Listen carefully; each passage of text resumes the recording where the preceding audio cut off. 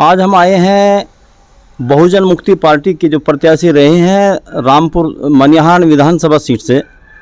आइए जानते हैं। डीपी सिंह साहब हैं जो 2020 में इंजीनियर के पद से रिटायर हुए हैं। क्या अनुभव रहे हैं उनके चुनाव में?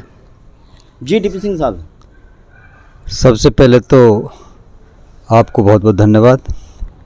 देखिए, मैंने जो 2022 का उत्तर प्रदेश का विधानसभा का चुनाव है, जो दूसरे चरण में 14 तारीख को वोटिंग हुई, उसमें मैं प्रत्याशी था और अनुभव बहुत अच्छा रहा, क्योंकि लोगों के बीच में जाने का मौका मिला और लगभग 190 गांव हैं विधानसभा रामपुर में, और मुझे प्रत्येक गांव में स्वयं जाने का मौका मिला।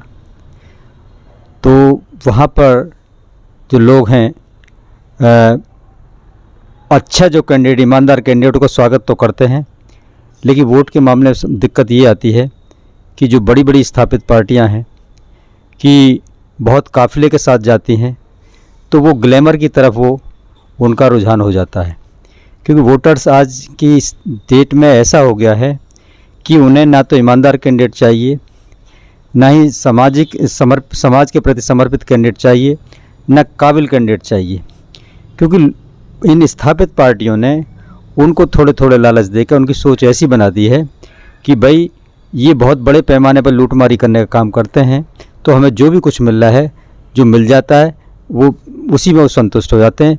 इसलिए वोट कहीं ना कहीं से प्रभावित होता है और वो लोग कहीं पे इनको शराब दी जाती है, कहीं और लालच, पैसे का लालच दिया जाता है, कुछ चीज़ें दी जाती हैं, उस लालच में आकर ये वोटर उधर कुछ ना कुछ कुछ परसेंट ट्रांसफ़र होता है। और जो स्थापित पार्टी, जो पैसे वाले लोग हैं, इसका लाभ उठाते हैं।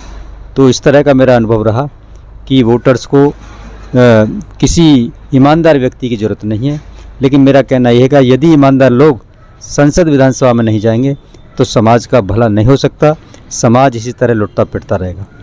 तो आप इस बारे में जनता को क्या संदेश देना चाहेंगे? किस तरह की राजनीति हमारे यहाँ होनी चाहिए?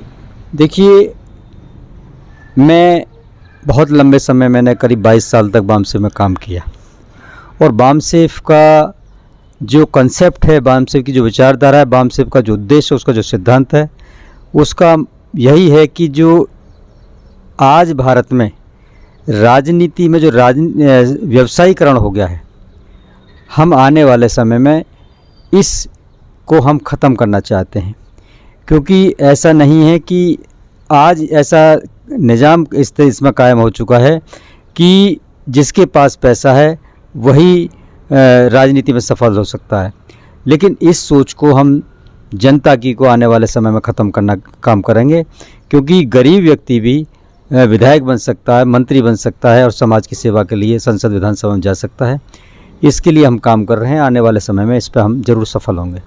क्या बामसेफ इस तरह की कोई रणनीति कोई बनाएगा कि भविष्य में इस तरह का छुटकारा मिल जाए देश को? देखिए, बामसेफ ने रणनीतियाँ बना रखी हैं, लेकिन अभी हमें उसमें सफलता नहीं मिल रही है। लेकिन आने वाले समय में, क्योंकि देखिए, कोई भी आंदोलन एकदम सफल नहीं हो पाता है, क्योंकि जो व्यवस्था आज भारत में बनी हुई है उसकी जड़ें बहुत गहराई तक हैं, और उसके लिए हमें बहुत लंबे समय तक इसको व्यवस्था को बदलने के लिए निरंतर काम करना होगा। क्योंकि जो महापुरुषों का आंदोलन है, क्योंकि बामसेफ का अलग से कोई विचारधारा नहीं है, उसका कोई अलग से आंदोलन नहीं है। जो महापुरुषों की विचारधारा, जो महापुरुषों का आंदोलन है, उसी को बामसेफ आगे बढ़ाने का काम कर रहे हैं। क्योंकि इतिहास गवाह है कि इस देश में पहले भी महापुरुषों ने आंदोलन चलाए, तो वो भी, उनको भी समय लगा इस व्यवस्था में बदलाव लाने में। तो बामसेफ भी इसमें लगी हुई है, और आने वाले समय में हमें पूरी उम्मीद है कि हम इस व्यवस्था को बदल कर रहेंगे। आप थे डीपी सिंह साहब बहुजन मुक्ति पार्टी से, और मैं अपने साथी डी शर्मा के साथ डॉक्टर मुस्तकीम।